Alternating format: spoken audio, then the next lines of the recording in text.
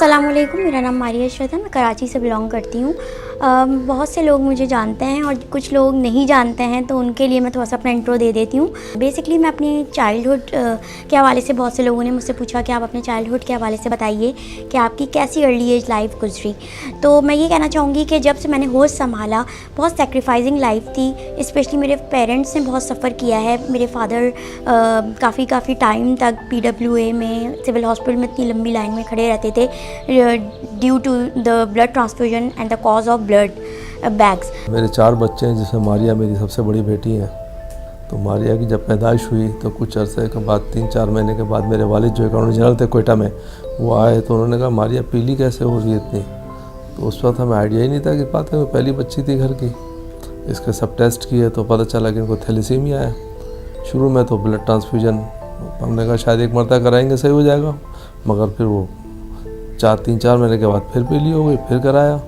तो इस तरीके से फिर रेगुलर प्रोसेस शुरू हो गया। उसके लिए बड़ी तकलीफ़ थी। पहले सिविल हॉस्पिटल जाते थे, ब्लड लेते थे, जिनो हॉस्पिटल जाते थे, वहाँ से करते थे, फिर फातमीद जाते थे, वहाँ से ब्लड लेते थे, हुसैनी ब्लड बैंक जाते थे। सुबह से शाम तक जो है इनके साथ बैठते थे हम वहाँ पर ब्लड ट्रांसफ्यूजन में। थैलेसीमिया एक ऐसी बीमारी है जो मारूसी तौर पे, मतलब जेनेटिकली बच्चे में आती है। माँ और बाप दोनों कैरियर हों। कैरियर का मतलब होता है कि उनको ख़ुद को तो कोई बीमारी नहीं है, उनके अंदर कोई साइन सिम्टम भी नहीं है, वो 100%, ऑलमोस्ट 100% नॉर्मल ज़िंदगी गुजार रहे हैं। They are the silent carrier. Silent मतलब खामोश, कोई सोच भी नहीं सकता कि उनको कोई बीमारी होगी। जब उनकी आपस में शादी होती है तो उनके जो बच्चा जन्म लेता है, जो बच्चा पैदा होता है, जिसकी बर्थ होती है, उसको थैलेसीमिया मेजर होता है। थैलेसीमिया मेजर एक ऐसी बीमारी है जिसमें खून बनाने की सलाहियत शदीद तरीके से मुतासिर होती है, और अगर खून लगाने का सिलसिला 4, 5, 6 महीने की उम्र में ना शुरू कर दिया जाए तो इन बच्चों का ज़िंदगी का सिलसिला जारी रखना तकरीबन नामुमकिन हो जाता है। हर 20 से 25 दिन के अंदर ब्लड लगवाना पड़ता है, क्योंकि अगर ये ना लगे तो इनकी हालत ख़राब होना शुरू हो जाती है। खून की इतनी शदीद कमी होती है कि हम परेशान हो जाते हैं। मेरा बेटा जो है थैलेसीमिया का पेशेंट है। मेरी कोशिश यही थी कि ये नॉर्मल होता, मेरा सहारा बनता, मेरे बुढ़ापे का सहारा बनता, मगर मैं जो है इसको हर माह ब्लड लगवाता हूँ और इस तकलीफ़ से झेल रहा हूँ।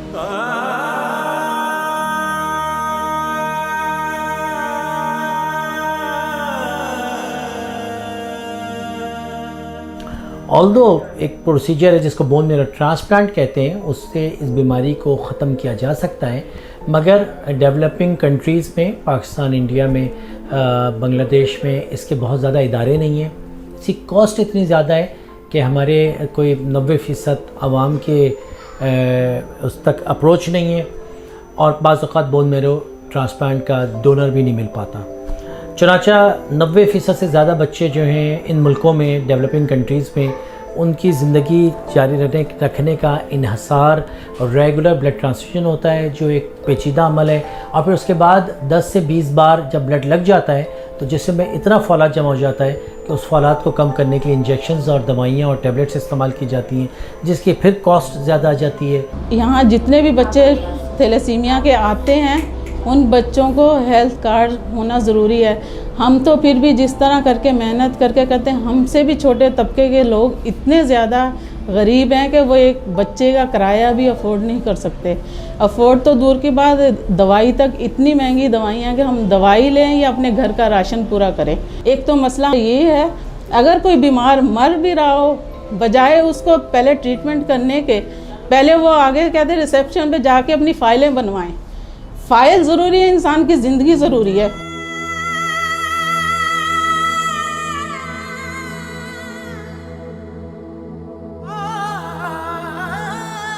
उसके बाद बस यही होता है कि इंसान की ज़िंदगी ख़त्म हो जाती है। इंसान कितनी अपनी औलाद के पीछे दुनिया जहां ख़त्म कर देता है। उसके बाद भी आज का दिन है, 22 साल हो गए इस बच्चे के लिए। हम लोग दिन रात, चाहे घर में खाने को हो ना हो, इस बच्चे के पीछे हम लोग जरूर टाइम से पहुंचते हैं।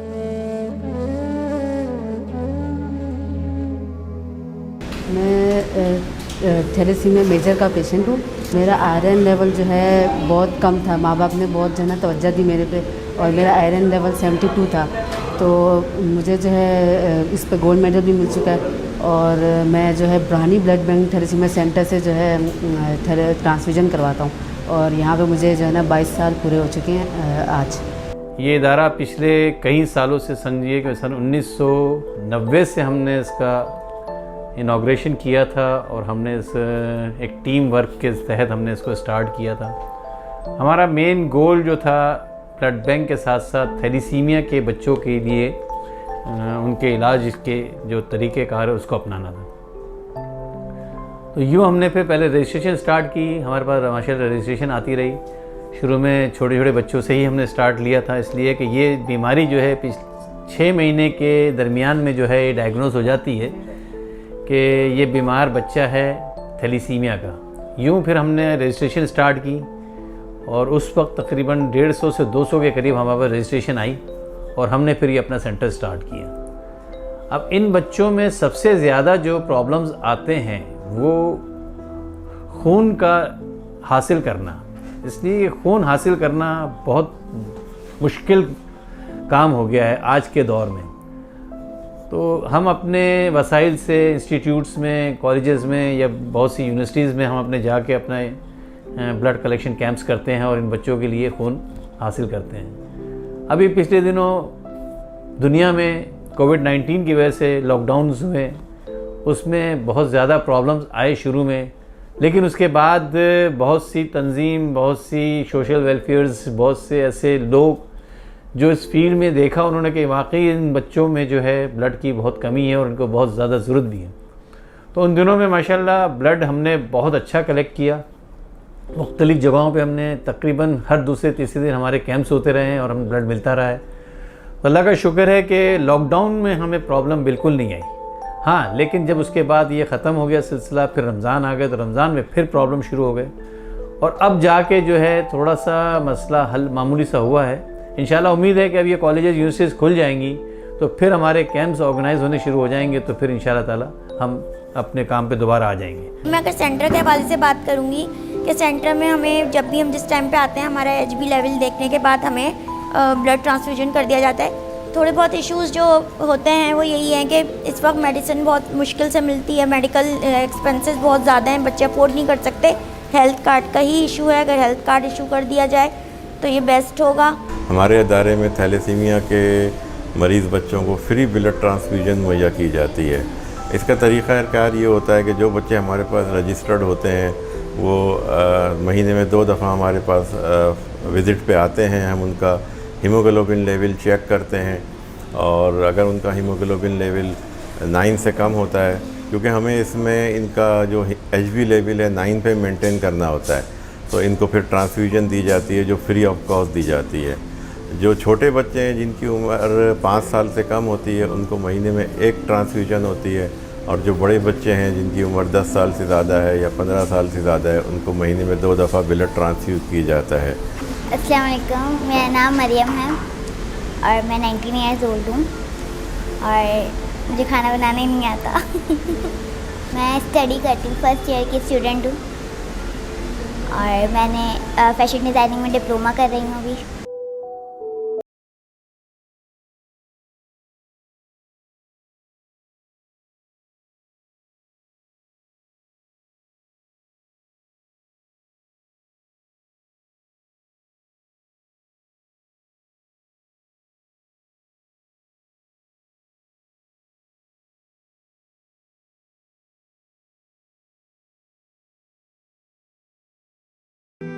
यहाँ पे थैलेसीमिया के बच्चे आते हैं मेरे पास, तो सबसे पहले हम उनकी हेमोग्लोबिन चेक करते हैं, फिर हम फिज़िकली उनका जो है मेडिकल वगैरह करते हैं, उनकी तिल्ली चेक करते हैं, फिर उनका आयरन के ऊपर हम उनसे थोड़ी सी डिस्कस करते हैं कि आयरन चिलेशन कर रहे हैं या क्या मेडिसिन ले रहे हैं। तो उसके बाद फिर जब उनकी CBC हो जाती है, CBC के बाद फिर हम डिसाइड करते हैं कि बच्चे को ट्रांसफ्यूज़ होना है या नहीं होना।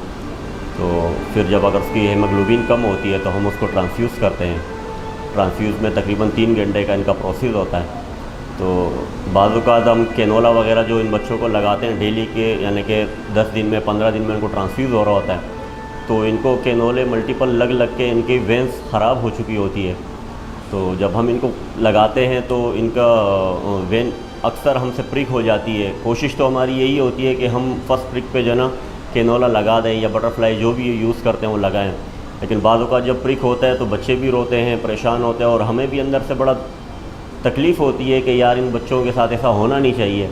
और बाज़ औक़ात रोते भी हैं हम कि यार क्या हो गया बच्चे को, और इनके साथ तो मल्टीपल ये प्रॉब्लम लगी हुई है जो लाइफ इनकी इसी पे चलती रहती है। मेरा नाम मोहम्मद शाहजहान है। कभी कभी ना क्या लगता है, दर्द हो जाता है। हमारी अल्लाह का शुक्र है अभी लगता है थोड़ा रोते नहीं, आदत हो गए हैं और अल्लाह का इतना नहीं पड़ता। मैं 2 क्लास में हूँ।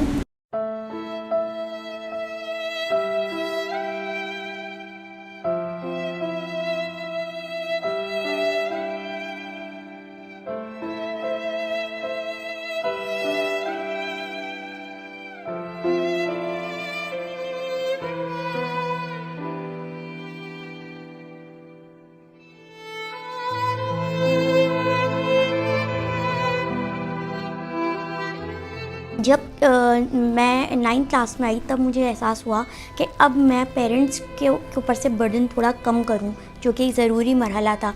पेरेंट्स को और भी चीज़ें दुनिया की देखनी होती हैं मेरे अलावा। तो मैंने अपनी मेडिकेशन, अपना ट्रांसफ्यूजन टाइम पीरियड पूरा टाइम टेबल के साथ लेकर चलती थी। और मैं एक मैसेज बच्चों को भी इस सिलसिले में देना चाहूँगी कि अपनी केयर ख़ुद किया करें, किसी और के ऊपर मत देखें, इतना अपनी आप को मजबूत कर लें कि अपनी केयर आप ख़ुद करें। और दैन एजुकेशन के हवाले से अगर मैं कुछ कहना चाहूँ तो यही है कि हमारे घर में अव्वल दिन से ही पढ़ाई का रुझान था। मेरे घर में माशाल्लाह 32 डॉक्टर हैं, इंक्लूडिंग माय सिबलिंग्स। मेरे बाद मेरे 3 सिबलिंग्स हैं जो तीनों डॉक्टर हैं, 2 भाई और 1 बहन। तो मैं ये कहना चाहती हूँ कि जब मैंने तालीमी माहौल में आँख खोली तो मुझे अंदाज़ा था कि ये तालीम ही हैं जो मुझे इस फेज़ से बाहर निकाल सकती है। दैन मैंने अपने आप को मजबूत किया, टाइम के साथ मजबूत किया। मरहला वार मैंने ये सोचा कि मैं किस तरीक़े से करूँ। लोग मुझ पे बातें बनाते थे, मेरा बहुत मजाक उड़ाते थे, फ़िज़िकल अपीयरेंस के ऊपर मजाक उड़ाया जाता था, मगर मैंने सबको इग्नोर किया और मैंने कहा नहीं, मुझे पढ़ना है। मैंने पढ़ाई कंप्लीट की, बीकॉम किया, MBA किया, देन PhD किया मार्केटिंग में फ्रॉम IBA। अब मेरा 2nd PhD चल रहा है हेमाटोलॉजी में KU से। मैं KU में पढ़ाती भी हूँ, मैं कोऑर्डिनेटर हूँ एक स्कूल में। और बाकी ये है कि मेरी यही एक्टिविटीज़ हैं, सोशल मोड्स पे मैं काम करती हूँ। ऐसे बच्चों को जो ना वालिदैन जो है बोझ ना समझाए कभी भी। अल्लाह ताला ने इनके नसीब से आपको जो कुछ दिया हुआ है आपको उसकी ख़बर भी नहीं है। जो भी बच्चा महरूम होता है, अल्लाह ताला हमारे माँ बाप से ज़्यादा हमसे प्यार करता है। जो बच्चा महरूम होता है माँ बाप की नज़रों में ज़्यादा उसके लाडो प्यार होता है, तो अल्लाह ताला ऐसे बच्चों से बहुत लाडो प्यार करते हैं और इनके नसीब का आपको बहुत कुछ देते होते हैं। मेरे घर में एक पढ़ाई का रुझान था। मेरे चचा, मेरी पप्पो डॉक्टर्स हैं, मेरे अब्बा इंजीनियर हैं और मेरे दादा जो हैं वो ख़ुद पढ़ने के बहुत शौकीन थे। तो हमारे घर में जो है वो स्टडी रूम जो था उसमें आपा के एक अलग शेल्फ था जिसमें इनकी ढेरों किताबें थीं। उसमें इंसाइक्लोपीडिया, स्टोरी बुक्स, तालीम और तरबियत, नौनिहाल, इसके अलावा जो है इस्लामिक बुक्स जो थीं उनको पढ़ने का बहुत शौक़ था। ये फलाही काम बहुत करती हैं थैलेसीमिया पेशेंट्स के लिए। इन्होंने जो है कंट्रीब्यूशन करना, उनके लिए सेमिनार्स में जाना, और ये एक एग्जाम्पल है किसी भी थैलेसीमिया के पेशेंट के लिए कि अगर उनको लगता है कि वो कुछ नहीं कर सकते अपनी बीमारी की वजह से, तो I think they should meet her और they should look at her as an example. I feel proud of you Appa, I love you and I hope कि इंशाल्लाह तुम जो है जितने भी तुम्हारे ख्वाब हैं वो पूरे हों and make us happy, make us proud और अम्मी अब्बू का नाम रोशन करो। मारिया तकरीबन 25 साल से हमारे पास आ रही है और माशाल्लाह उसको पता नहीं चलता कि वो थैलेसीमिया की पेशेंट है। उसने अपने आप को महसूस ही होने नहीं दिया कि वो एक पेशेंट है। उसने MA किया, डबल MA किया और माशाल्लाह PhD करी है और स्पीक आउटस्पोकन है, सबसे फ्रेंडली है, सबसे मिलना उसका बहुत हॉबी है, सबसे गरीबों की मदद करती है और बहुत अच्छी है।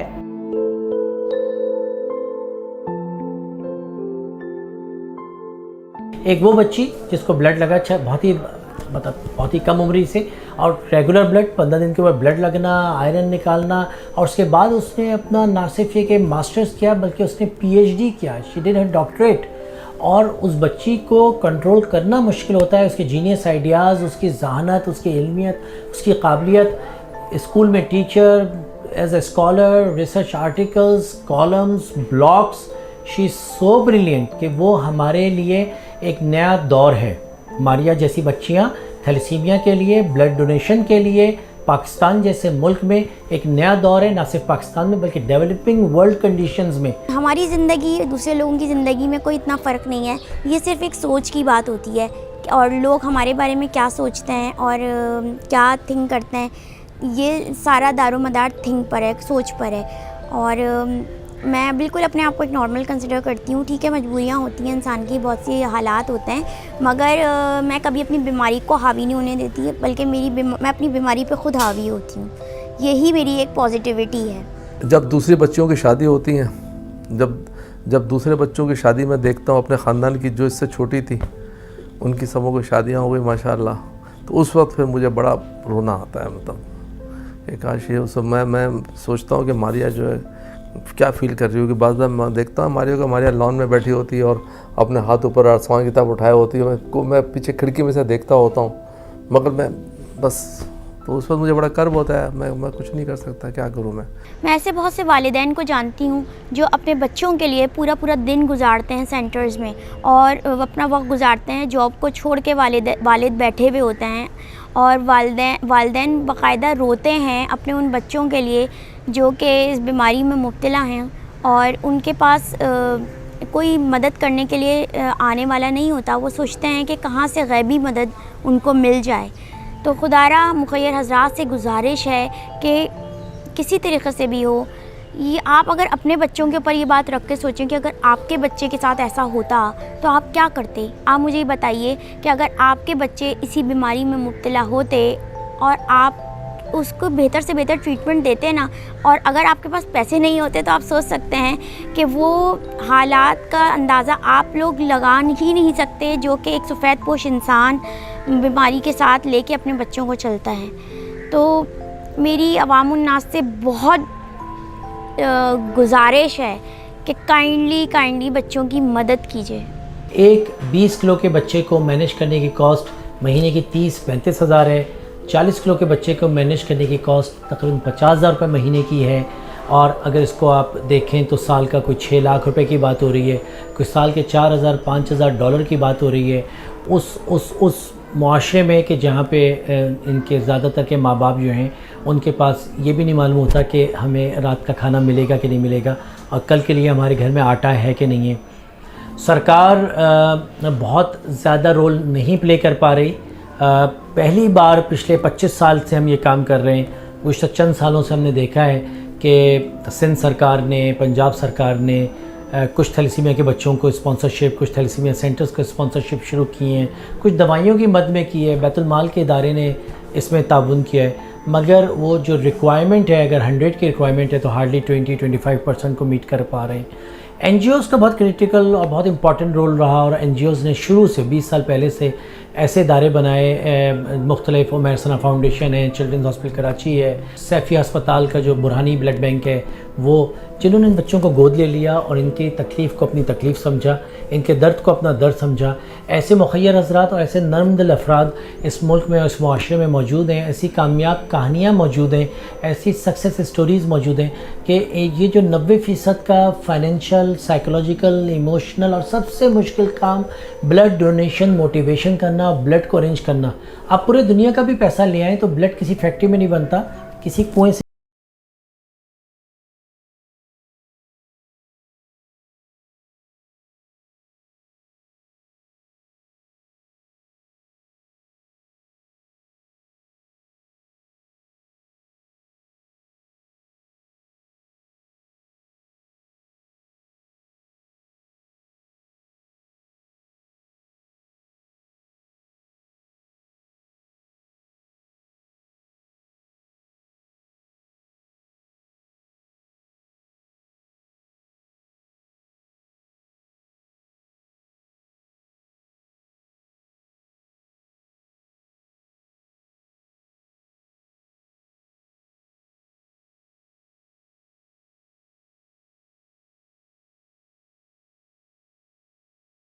हम बिल्कुल आम ज़िंदगी गुजारते हैं, बस ब्लड लगता है तो उससे कोई फ़र्क नहीं पड़ता।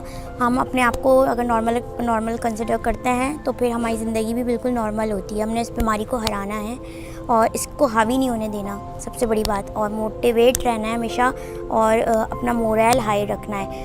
और हाँ, जाते जाते मैं एक बात बहुत ज़रूरी आप लोगों से कहना चाहूँगी, सुनना चाहेंगे? वो ये है कि do something better for the sake of others. दूसरों की ज़रूर मदद की, जिससे आपकी लाइफ की क्वालिटी इम्प्रूव होती है और आपके अपने मसले अल्लाह हल कर देता है अगर आप किसी दूसरे का मसला हल करते हैं। तो जो मुखय्यर हजरात हैं जो कि देना चाहते हैं, दे सकते हैं, किसी की मदद कर सकते हैं, वो लाजमी चैरिटी करें, ब्लड डोनेट करें या मनी से हेल्प करें, इट्स अप टू यू। और मुझे दुआ में याद रखिएगा। अल्लाह हाफ़िज़।